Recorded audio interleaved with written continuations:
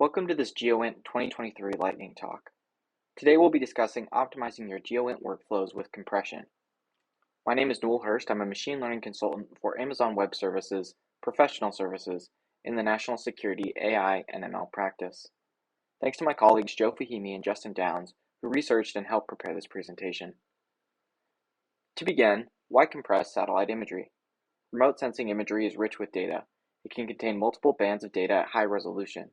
This means it's both expensive to store and process due to the large file sizes. For some tasks, this richness in data is essential. However, for other tasks, such as many AI and ML training tasks, we can compress imagery data to reduce data transfer and storage costs, improve data transfer speeds, and reduce processing compute requirements. We can do this with standard compression techniques, such as LZW, JPEG, and JPEG 2000, with industry standard tooling, GDAL. With these techniques and tools, we can build cloud-first compression pipelines that are built for cost optimization and can be integrated into existing GEOINT workloads. We begin by ingesting the imagery data and feeding it to a serverless compute service, such as AWS Lambda or AWS Fargate. Here, the images are compressed and stored in a standard storage tier where they can be used in existing GEOINT workloads. The original images are moved to an archival storage tier where they can be retrieved instantly for a small fee. Let's look at an example of the costs associated with one of these pipelines. Here we show the estimated cost of storing 100 terabytes of imagery on AWS for 1 year. In the left two columns, we note the cost of storing uncompressed images and images compressed with lossless compression. In the right two columns, we see that the cost of processing and storing images compressed with lossy compression achieve a cost reduction of more than 70 to 80%.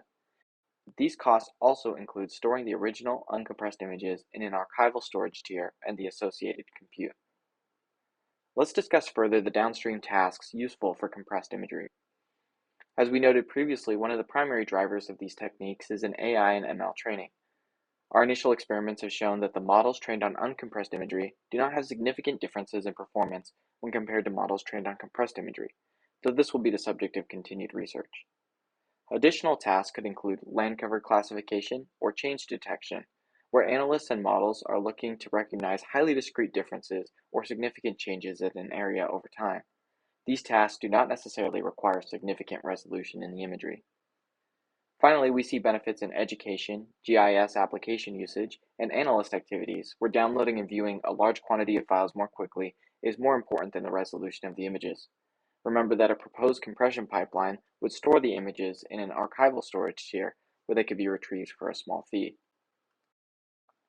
We'll conclude by looking at an example of images compressed using JPEG. We selected an image from the Rare Planes dataset and compressed it with a quality parameter of 75. This results in a more than 95% reduction in the file size while maintaining a similarity of 95% when measured by SSIM. By zooming into the image at a near per pixel resolution, we can take a closer look at the compression artifacts generated by compressing the image.